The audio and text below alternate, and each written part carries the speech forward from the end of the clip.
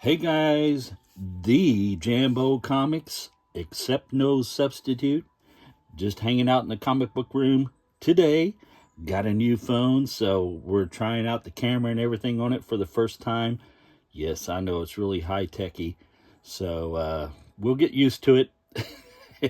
Just got a few things to show you guys today. Wanted to show you my new Mego pickup there. That is Chris from Charlie's Angels, but we have her decked out in her jungle garb right now. So pretty cool. And just thought you'd like to see that. And we'll get started with some books I've picked up recently from online and some local shops. Like I picked this up at a local shop for $4. Yeah, very cool. Not brand Ek, in nice shape. Like these, they're a lot of fun. I think most of the covers were Marie Severin, but just very cool humor from back in the day, Marvel. And the bad guys win, it says. Oh no. But yeah, it was in really nice shape. $4. I'll take it. And got this for $4 also. Not as good a shape, but it was the Human Torch #1. And yeah, that was pretty cool. Just doesn't have the battle between the original Human Torch and Johnny Storm from the Fantastic Four. But yeah, it was first issue, and still it had a Golden Age Human Torch story in it, so that was cool. And yeah, I like it. #1. And I thought I'd show you some Fantastic Four because I picked up a couple of issues. And when I was a young tyke, Fantastic Four was my favorite. I mean, I seen them on the newsstand when I was a wee little tot, and just thought they were so cool. Like this issue here, this was one of the ones I remember being on the old newsstand when I was a kid, and first started buying funny books. Yeah, they were 15 cents back then when I was small, and first started buying them, so that tells you a bit about how long Jambo's been around. But yeah, just really cool. I always liked the stories, and the art was super fantastic from Jack Kirby, John Buscema, and it was just really cool. Yeah, I think this one was Ramita, I believe, inside of it, but just very cool. Very neat stuff. Always liked the Fantastic Four. One of my favorites. This one is, I've got a better copy of this, but I use this as a reader. This is the first book I remember buying off the stands and actually hung on to. This one was really beat, but this cover, the artwork by John Buscema, it was just super fantastic. I'll show you. Hang on, guys, we're going for a ride. So, over there, that comic on the bottom underneath the poster is my original book I bought off the newsstand back in the day. And you can see I got the poster there. There's my Stan Lee signature with Larry Lieber, his brother. But just it was always very cool, that cover there. I just remember it being kind of special. So let's see if we can get you set back up here, guys. All right. No harm done. Okay, but that was number 120, and it was the first appearance of the Airwalker. Like I said, it was a very cool cover. Just all the people and the coming of Galactus, and it just seemed really cool and really foreboding, I guess, with Galactus coming. And here was the second part of that one, 121. Gabriel and the surfer squaring off there, fighting. And some more great John Buscema artwork there on the cover. Yeah, it just was a great story. Very cool. And here's the third part to that story.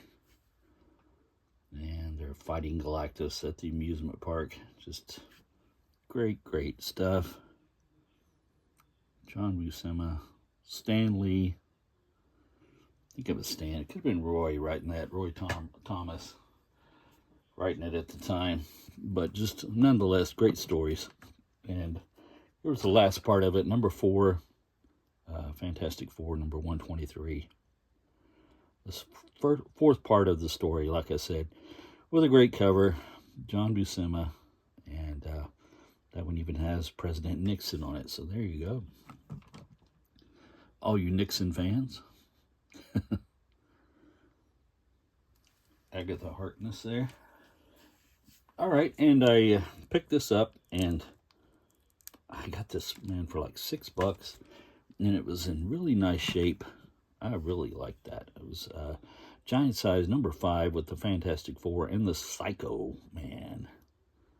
Very cool. Jack Kirby also had a Mo-Man story inside of it, but just the Fantastic Four rocking there with the Inhumans and the Black Panther. So very cool Psycho Man cover. That is awesome. Like I said, this was a giant size, so it had the square bound, but it was in nice shape and a good looking book. $6, man. All right, guys, and I had one of these before, but I got this from my comic shop for $35, I think, and it's actually a pretty nice condition book. Marvel Superheroes, number 12, first appearance of Captain Marvel. Yeah, Captain Marvel, Marvel's version of Captain Marvel, when the name went up into public domain. Marvel jumped on the bandwagon there and kind of seized the name, so that's why he's called Shazam now at DC, even though the original Captain Marvel started out with Fawcett, and then DC got the rights, but they couldn't call him Captain Marvel. They had to call him Shazam because Marvel had the rights to the name Captain Marvel. So there you go, your history lesson for the day.